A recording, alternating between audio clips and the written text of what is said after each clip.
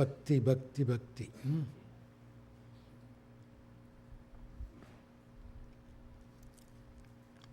All the yoga, Vedanta, they're all dry,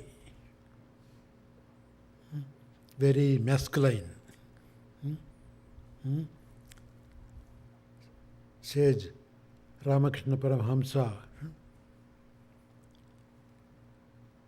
says that when people go visit their homes, all the men folk stay in the receiving room only. The women folk go into the very kitchen. Bhakti is like women. They have the heart. Man has only head. That's why he's the head of the house.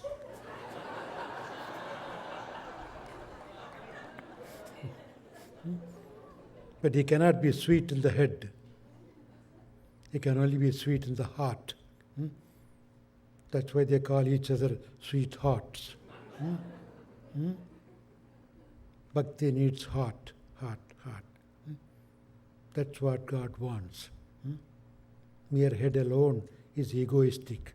It's a hard nut to crack.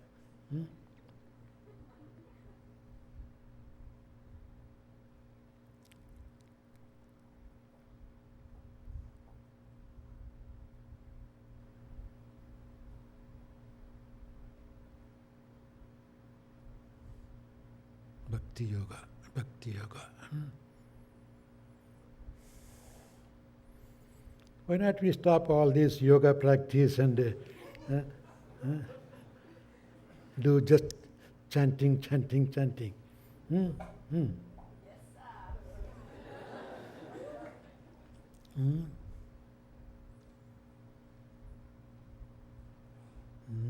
But of course, chanting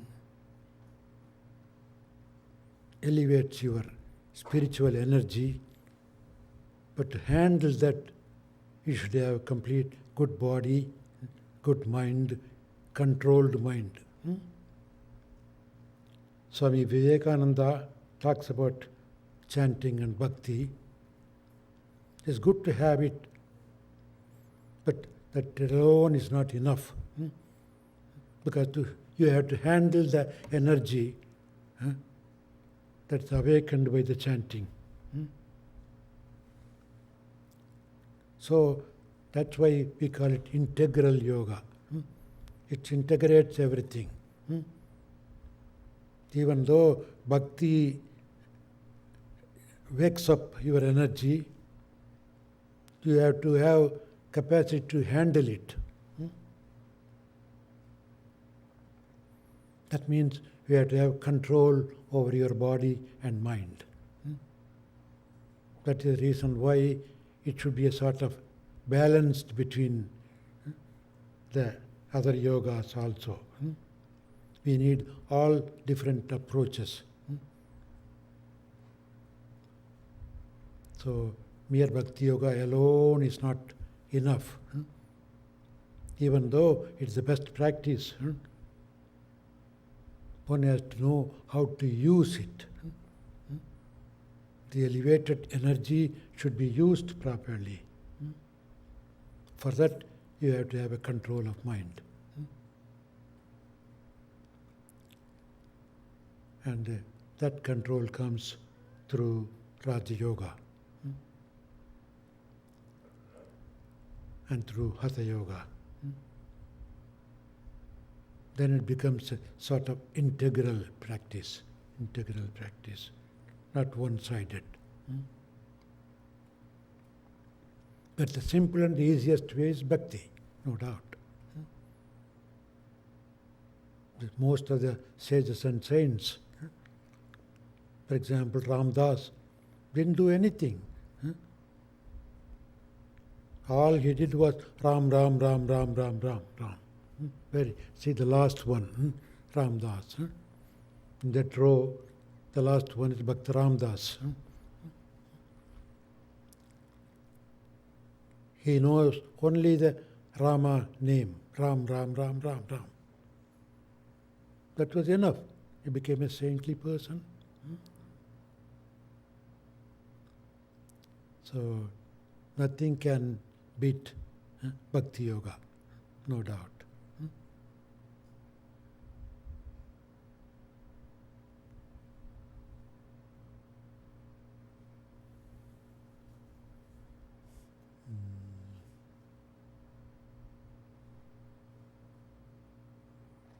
Kirtan, Kirtan.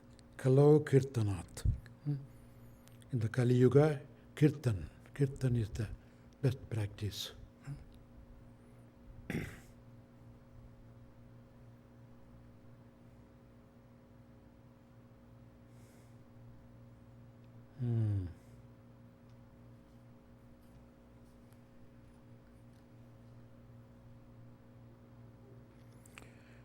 What are the benefits of chanting? Again, physical, emotional, mental, and spiritual.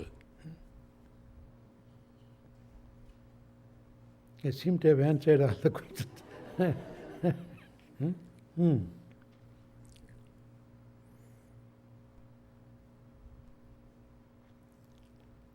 It is mostly emotional also. You have to bring up your emotion.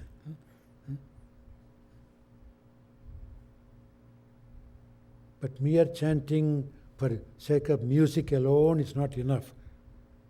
You should feel the purpose, the joy should come from the heart. Otherwise, even parrots can chant. That's not enough. It should come, you should feel, you should melt.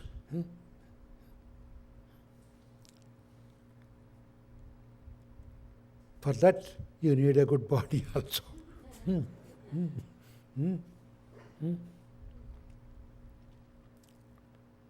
So spiritual practice comes from different directions,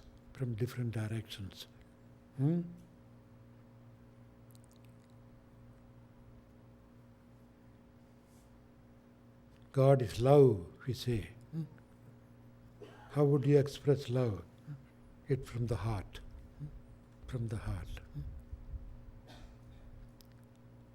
It melts your heart if you really feel the music. That's bhakti. Bhakti means coming from the heart.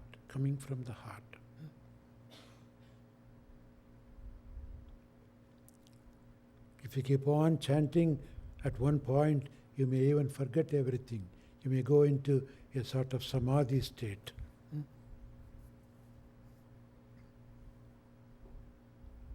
Bhakti is the best way, no doubt.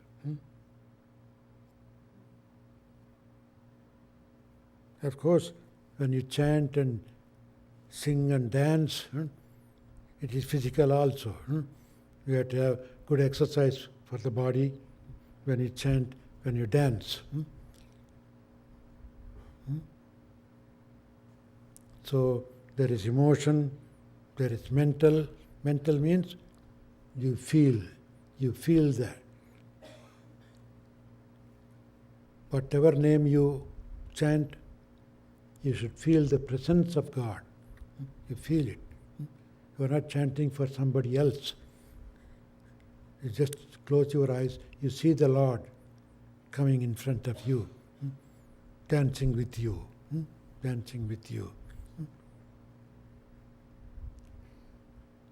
Then Bhakti Yoga becomes more spiritual.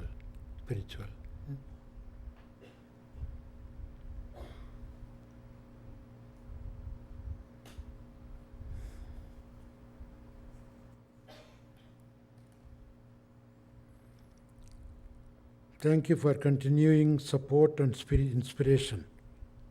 I have a friend who is seriously ill and frequently in significant pain. How can I best support them through this?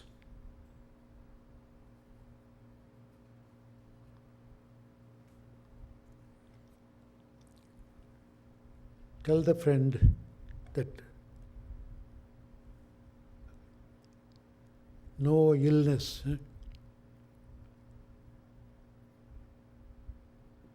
cannot be repaired. Every illness could be cured. So the person who has illness should never lose hope. Hope is very important. Even if he is dying till the last minute, there are cases when doctors proclaim that the body is dead and leave the body, next day the body gets up and walks.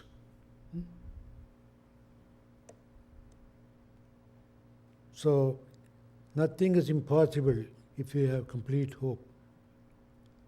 That's faith. Faith. Faith can make miracles. But with all that, if you are going to leave the body, there also you should understand. Accept leaving the body. Why? Because when you leave this body, that means it's no fit to live in. You tried everything, like a car. You tried everything. Changed the parts, repaired it. At one point, even parts don't agree. Spare parts do not agree to the car. So what would you do? Junk it and get a brand new model. The same way, this body is a car. You try to repair it. Have the hope that it could be repaired one day. And if everything fails, don't hesitate to leave the body, because you are going to get a brand new model. Death is like that. You don't die. You never die, because you are the image of God. You never die. It's your body, composed by the elements, it gets decomposed. That's all.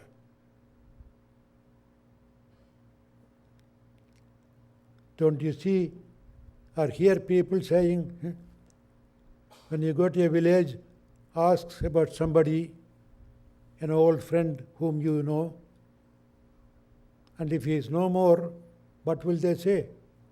Sorry, he is dead and gone. What do you mean by that? He is dead and gone. Even in the same utterance, if you split the meaning properly, he is dead and gone. That means who is dead, who has gone? The body is dead, he has gone somewhere to look for another car. Yeah. Without even knowing the meaning, we say that he is dead and gone. That means soul never dies. Soul never dies. Body is composed. It's born one day. One day it will dissolve itself. Even the body, in a way, never dies. It's the name body dies. But the element that made the body is still somewhere else. That's why the priest says, water to water, earth to earth, air to air. Toward the end, they say that. What does it mean? It's made of the elements, composed of elements, and it decomposes. That means it goes back to the source. Even that doesn't die.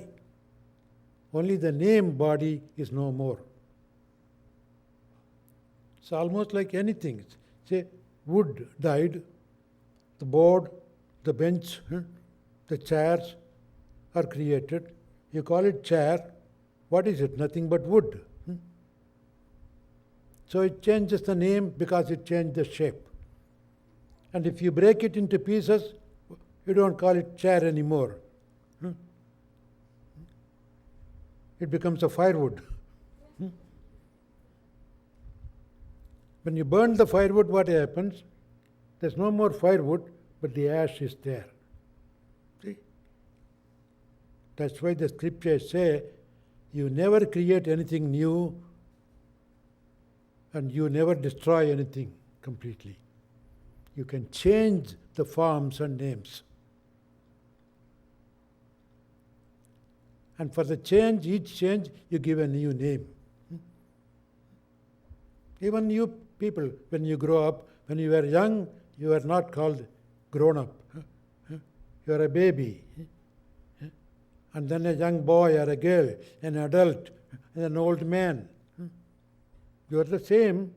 According to the condition of the body, you get different names. And you are married, you are a husband, you are a wife. And you work, you are an officer. You play, you are a player. You drive, you are a driver. You get the different names, but the same person. Likewise, only changes are there and keep on changing. Nothing is permanent. An hour back you all came, but you know you are all hour old. 1 hour older. You are no more young.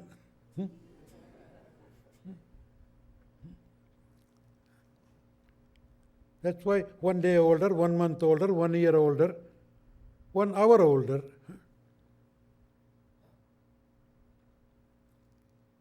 The Mother Nature's quality is ever changing, ever changing. But behind the ever changing, what is that ever changing? A never changing one. There's one never changing principle, changes the shape, names and forms, and you call change. So we have constantly see the same situation, one never changing and another ever changing. And from one change to another change, that means the old one died, new one born. The timber died, bench born. Bench died, firewood born. That's what death and birth, death and birth. So, even in a case of illness, just say, accept it. The mind can work wonders. If you get frightened of it, then you fail to have the help of the mind to heal the problem. Have faith, have faith. I'll be all right, I'll be all right, I'll be all right. Then your own mind heals the body. Mind has that capacity. It creates, mostly the illness are created by the mind. The happy mind will never get ill easily. It's a constant fearful mind gets weak, makes the body weak. Because the body acts according to your mental condition. You bring a sort of sad feeling, a sad thought, immediately it shows in the face. Is it not so? Bring a joyful, happy thought, people say, hey, what's happening in you? You seem to be so happy. Do they see the mind or the body? They see the body, and through the body they know the mind, mental condition. So every thought works on the body. Your gloomy thought will make the body dull and gloomy. So hopeful thought will create better body. So whatever the condition of the body, never, never, never lose hope. I will be all right one day. I will be all right. I'm getting, day by day, I'm getting better and better and better. That's why I even recommend people who go to visit the patients in the hospital. When they go to the patient, they should not say the negative side. If you want to kill somebody, go there. Oh boy, what's happening? Yesterday you were all right. Today you are sick, so sick. Who is treating you? What kind of remedy you are taking? Go the next day. Oh, you are worse than yesterday. If you keep on telling that in 3-4 days he will die. On the other hand, go there, talk some inspiring words. Oh yes, you seem to be all right. Who is treating? Which doctor is giving? She must be a great fellow. You seem. Following day, go there. Oh, much better. You look much better. You look much better. Third day, you go there. Hey, there's nothing wrong with you. You are cheating. You want to stay here to see the nice nurses? Why are you sitting, lying in the bed here? Get up and go home. You look better already. See? If you keep on, then he will feel better. That's what, when you visit the hospital beds, always talk nice things, better ideas. Because it brings hope in their heart. So the mind over matter, mind over matter. Always remember that.